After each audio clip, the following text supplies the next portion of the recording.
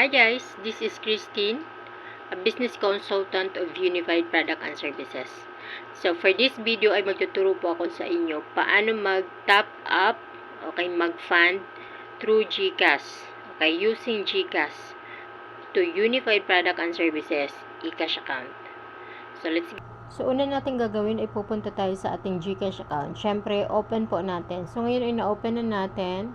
So, pupunta po tayo dito sa transfer. Okay, sa transfer.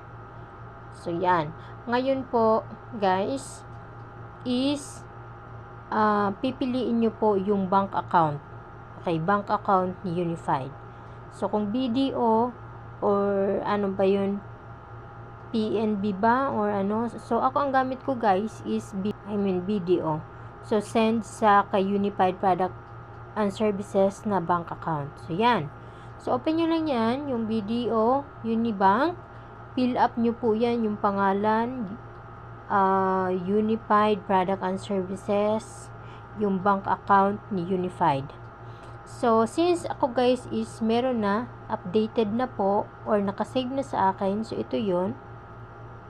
Once na-clinic ko po yun, so ulitin natin. Once na-clinic ko po itong UPS, dahil na-save ko na yan siya, okay, so i-open ko po, yan na po yung lalabas. So, pwede nyo na rin ito guys gayahin, kasi ito naman po yung updated. So, Unified Product and Services, so ito yung bank account sa BDO. So, ngayon guys, i-enter nyo lang dito yung amount na gusto nyo ipadala. Like example, 1,000. Okay, so every time na magsasend ka kay Unified, galing sa GCash ay may charge na 15 pesos. So, 15 pesos will be charged per transaction.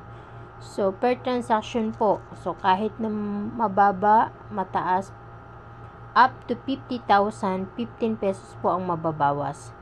Ngayon guys, once na nasend nyo na po ito yung receipt na kailangan nyo. So, isa-send po yan sa inyong email. Okay? So, kailangan nyo po yan i-screenshot. And next, i-open po natin ang Unified eCash account.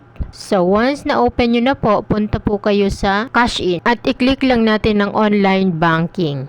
So, ngayon, open natin yung BDO. Click BDO. So, diba guys, meron po tayong reference number.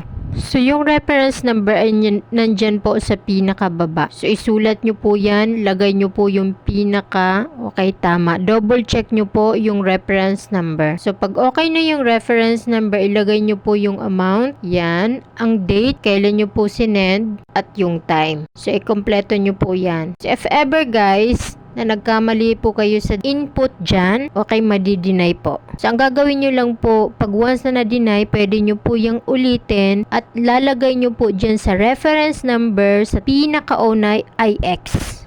Okay, X po. Small or big, okay lang. So, lagyan nyo lang po yung X, then reference number. So, pwede po siyang ulitin. Okay? So, i-screenshot po siya kasi kailangan din natin siyang i-attach. So, ayan na po. Upload the proof of payment. So, ngayon guys, ang tanong, magkano po yung mababawas once na nag-send ako from GCash to Unified? Okay? So, unang mababawas po sa inyo is 15. So, next na mababawas po sa inyo, once na nag-top up na po kayo sa Unified system is 25. So, up to 50,000 po yon.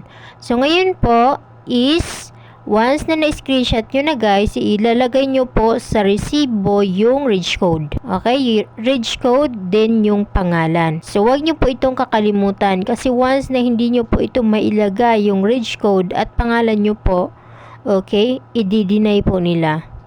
Okay, so hindi po yun mapaprocess. So, sayang din yung time. So, kasi trinay ko na po yan.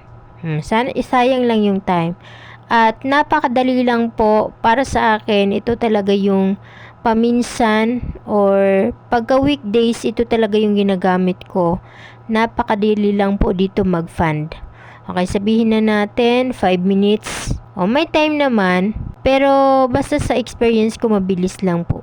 So, pag okay na po yan, guys. Ito pala, guys, yung ating funding is meron open from Monday to Friday. Yung pangalan nyo. So, i-attach nyo lang, guys, so, doon sa weekend naman, payment. Saturday and Sunday is wala po sila.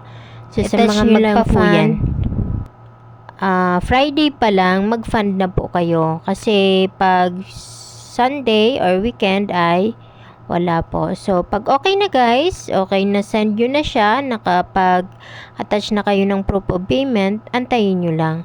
So, ayan guys, ang pumasok is 18,025. Pero yung mababawasan kasi yan siya ng 25 pesos. So, ayan po ang pumasok. 17,975. So, that's it. Thank you for watching. Bye!